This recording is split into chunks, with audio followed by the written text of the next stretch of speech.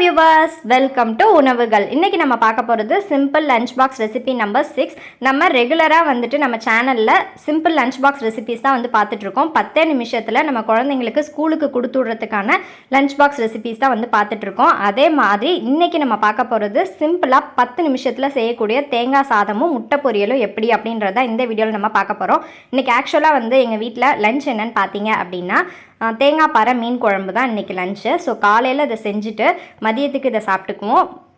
பாப்பாவுக்கு மட்டும் ஸ்கூலுக்காக வந்து தேங்காய் சாதமும் முட்டை பொரியலும் வந்து செஞ்சுருக்கேன். இது எல்லாமே எப்படி டைம் கன்சியூம் பண்ணி செய்கிறது அப்படின்றத கூடிய சீக்கிரம் நான் உங்களுக்கு வந்து விலாகாக வந்து அப்லோட் பண்ண போகிறேன். ஸோ நீங்கள் நம்ம சேனலுக்கு புதுசு அப்படின்னா உணவுகள் சேனலை மறக்காமல் சப்ஸ்கிரைப் பண்ணுங்கள். இப்போ வாங்க வீடியோக்குள்ளே போகலாம். ஃபஸ்ட்டு கோகோனட் ரைஸ் செய்கிறதுக்கு ஒரு வானல் வச்சுக்கோங்க. நல்லா ஹீட் ஆனதுக்கு அப்புறமா அதில் 2 டீஸ்பூன் அளவுக்கு ஆயில் ஆட் பண்ணிக்கோங்க. ஆயில் ஹீட் ஆனதுக்கு அப்புறமா அதில் கடுகு கடலைப்பருப்பு ஆட் பண்ணிக்கோங்க. கடுகு கடலைப்பருப்பு நல்லா பொரிஞ்சதுக்கு அப்புறமா அதில் கிள்ளி வச்சுருக்க ஒரே ஒரு வரமிளகாய் ஆட் பண்ணிக்கோங்க. இப்போது வரமிளகாய்க்கு அப்புறமா இஞ்சி, தேங்காய் சாதத்துக்கு முக்கியமாக ஆட் பண்ண வேண்டியது இஞ்சி. அதுக்கப்புறமா ஒரு பச்சை மிளகாய் பொடி பொடியாக கட் பண்ணி வச்சுருக்கேன் அதுக்கப்புறம் ஒரு கொத்து கருவேப்பிலை, இது எல்லாத்தையுமே ஆட் பண்ணிக்கலாம். இந்த தேங்காய் சாதம் நல்லா டேஸ்ட்டாக வரணும் அப்படின்னா இஞ்சியோட ஃப்ளேவர் கண்டிப்பாக அதுக்கு தேவை. அதுக்கப்புறம் ரொம்ப முக்கியமான இன்க்ரீடியன்ஸ் என்னென்னு பார்த்தீங்கன்னா பெருங்காயம். இது ரெண்டும் தேங்காய் சாதத்துக்கு கண்டிப்பாக தேவை. இப்போ அது எல்லாத்தையும் ஆட் பண்ணதுக்கப்புறமா இதை நல்லா வந்து வறுத்துக்கோங்க. இப்போது இந்த டைமில் நான் வந்து ஒரு 2 டேபிள் ஸ்பூன் அளவுக்கு நிலக்கடலை ஆட் பண்ணிக்கிறேன். உங்கள்கிட்ட இல்லை அப்படின்னா நீங்கள் ஸ்கிப் பண்ணிடலாம். அரை மூடி தேங்காவை நான் அந்த மாதிரி வந்து துருவி வச்சுருக்கேன். அந்த துருவின தேங்காயை உள்ளே ஆட் பண்ணிடலாம். தேங்காய் ஆட் பண்ணதுக்கு அப்புறமா தேங்காய் ரொம்ப தீஞ்சிடக்கூடாது. அடுப்பை வந்து சிம்மில் வச்சுட்டு அந்த தேங்காயோட ஃப்ளேவர் வர வரைக்கும் வறுத்தா போதும், ரொம்ப வந்து வறுத்துடக்கூடாது. இப்போ நான் ஒரு 2 நிமிஷம் தான் வந்து இதை கிளறி இருப்பேன். கிளறினதுக்கு அப்புறமா இதை ஆஃப் பண்ணிடுறேன். இன்னும் உப்பை ஆட் பண்ணலை. இப்போது ஒரு 2 நிமிஷத்தில் எக் பொரியல் எப்படி செய்கிறதுன்னு பார்த்துடலாம். ஒரு பேன் வச்சுக்கோங்க. பேனில் 1 டீஸ்பூன் அளவுக்கு ஆயில் ஆட் பண்ணிக்கோங்க. ஆயில் நல்லா ஹீட் ஆனதுக்கு அப்புறமா அதில் ஜீரகம் ஆட் பண்ணிக்கலாம்.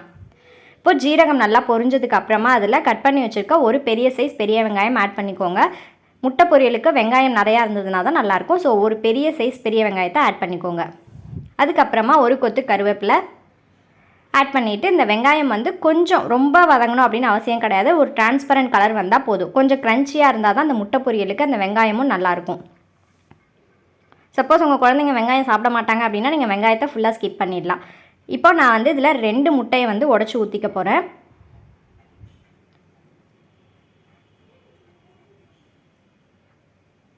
நம்மளோட உணவுகள் சேனலில் நிறைய விளாக்ஸ்லாம் அப்லோட் பண்ணலான்னு இருக்கேன். ஸோ மறக்காமல் நம்ம சேனலை சப்ஸ்கிரைப் பண்ணி வச்சுக்கோங்க. நிறைய யூஸ்ஃபுல் இன்ஃபர்மேஷன் நான் சொல்கிறேன்.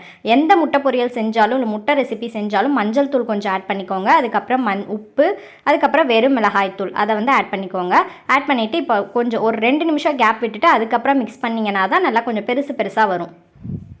இப்போது இதை வந்து இந்த மாதிரி ஒரு இதை வச்சு நல்லா வந்து நான் கலக்கி விட்டுக்கிறேன்.